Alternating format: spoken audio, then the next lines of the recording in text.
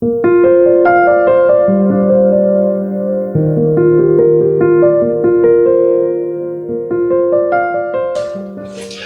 morning.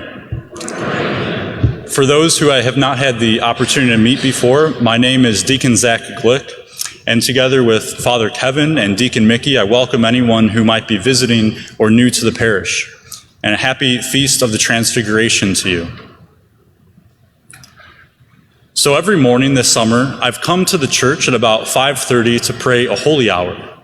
And when I get here at that time, it's pretty dark outside, and so when you come in, the stained glass windows are basically just black.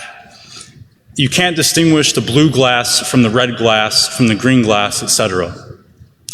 And when it's that dark outside, even when the sun does begin to come up, you only begin to see the colors in very dark hues. And when it's that dark, if I didn't know what a stained glass window was to begin with, I would look at it and I would just see a confusing swirl of metal and glass, and I'd think to myself that it has no hope of becoming something beautiful. And that's how a lot of our life is. Much of human existence is filled with a gray dreariness. We have a child that gets sick or a family member that dies. We have difficulties within our family or at work.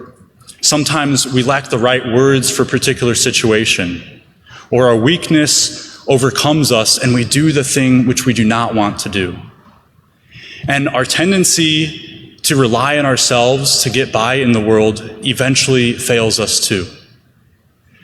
Our lives are usually filled with the darkness of the cross and not with the glorious lights of the resurrection and of heaven. And it's within this context that today's Feast of the Transfiguration of Jesus takes place. And in order to understand the meaning and significance of the Lord's Transfiguration, we have to understand that it took place within the original context of hopelessness. Because right before the Transfiguration took place is when Jesus asked his apostles, "Who do you say that I am?" And Simon boldly replied, "You are the Christ, the Son of the living God." And Jesus said to Simon, "You are Peter, and upon this rock I will build my church." And this was a hugely important event because Jesus, the Son of God, came down from heaven to establish his church to save humanity. And he just made Simon Peter the leader of it. But pay attention to what happens next. Because then Jesus says to his apostles that he must suffer at the hands of the elders and the chief priests and the scribes and be killed, and on the third day be raised. But Simon was expecting that Jesus, as the long-expected Messiah, was going to be enthroned as an earthly king over the nation of Israel. He had no place for suffering in his understanding for who the Messiah was and what it means to follow him.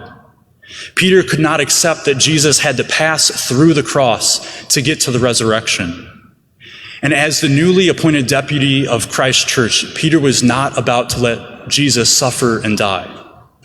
And so things are about to get really interesting, because then Peter responds to Jesus and he says, "Far be it from you, Lord, this shall never happen to you." And those were words that Simon Peter would immediately regret. Because the next thing Jesus says to Simon is, "Get behind me, Satan.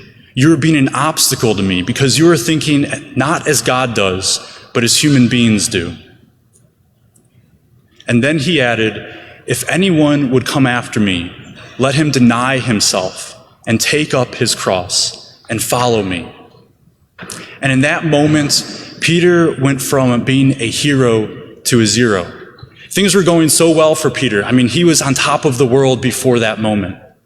And then he put his foot in his mouth for the 100th time. And Jesus, the Son of God, called him Satan and an obstacle to him. And it doesn't get much worse than that. And what was looking like it was going to be the best day of Simon Peter's life, all of a sudden looks like it's going to be the worst day of his life. Peter was a defeated and a downtrodden man after that. And when Jesus rebukes someone that sternly, it's really hard to envision a comeback from that. And it's within this context that Jesus chooses Peter to witness his transfiguration. It's within the context of failure, of mistakes being made, and of it looking like there is no more hope for Peter, that Jesus chose him to witness his transfiguration. Jesus took Peter, James, and John up onto a mountain, and all of a sudden his divine nature, which was usually hidden behind his human nature, was on full display, and he gloriously shone and radiated light, and the Holy Spirit descended upon them in the form of that bright cloud, and the Father's voice was heard from heaven saying, "This is my beloved Son." When everything in Peter's world seemed like it was dark and without hope, Jesus showed him that he is light. When Peter's past seemed like it was so dark that there was no light that could overcome it, Jesus showed him that his future could be bright. And though it did take Peter a while to understand what it means for Jesus to be the Messiah and what it means to follow the Messiah, he eventually understood that it's necessary to pass through the cross to get to the glory of the resurrection. And Jesus allowed Peter to see his transfiguration so that when Jesus had to endure his passion, cross, and death, Peter would not lose faith in Jesus that he truly was the Christ, the Son of the living God. And seeing the glorious transfiguration of Jesus gave Peter strength the rest of his life to spread the gospel to the furthest ends of the world, no matter what the cost was.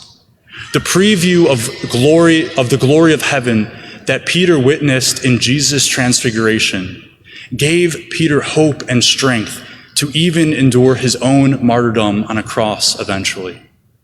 Peter was no longer scandalized by the fact that as followers of Jesus, we have to deny ourselves, pick up our cross, and follow Jesus through the shadows and the dreariness and the darkness of this present life. Our lives are often filled with shadows and dreariness of our normal human existence. We, like Peter, don't have the right words for a particular situation, or we're overcome by our weakness and do the thing which we do not want to do. And even our tendency to rely on ourselves eventually fails us. We make mistakes sometimes. Someone gets sick, a loved one dies, and we have so many other troubles in this life. But the feast of the Transfiguration is God telling us today that he is the light that has shone in the darkness, and the darkness has not overcome it. God is light, and there is no darkness in the entire world that can stand up against him.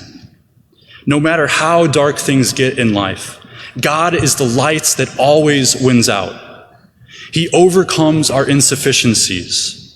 He takes over when we finally accept that we don't have what it takes to make it through the world on our own without him. And he reconciles our mistakes. With God, there is always hope because he is the sun that rises on our dark nights. So each morning in that hour from 5:30 to 6:30, the sun comes up over the horizon and illuminates these stained glass windows on the east side of our church. And within minutes, the window that was previously dark and a confusing mixture of shadows becomes a radiant, glorious, and bright pattern of colors. And that's an image for what God does in our life. When things seem dark and without hope, the power of God's light can break in at any moment and cast out all darkness. And not only that, but on a bright day when there's no clouds in the sky and the sun comes directly through these windows, if you look out straight at the sun, you can't even distinguish the various colors anymore. The vibrant colors are all overpowered by the surpassing brightness of the sun, and all you can see is a blindingly white light. And that's an image for what God will do in the future for those who are united with him in heaven. God's light will be so bright that it will transfigure our earthly bodies to be bright and radiant as Jesus was at his transfiguration. And as our communion antiphon for today's Mass says, when Christ appears, we shall be like him, for we shall see him as he is. And our present task is to allow God to cleanse the stain of sin from the window of our life, so that we, like St. Peter, can courageously pass through the crosses of this present life and be transfigured into the glory of Christ in heaven.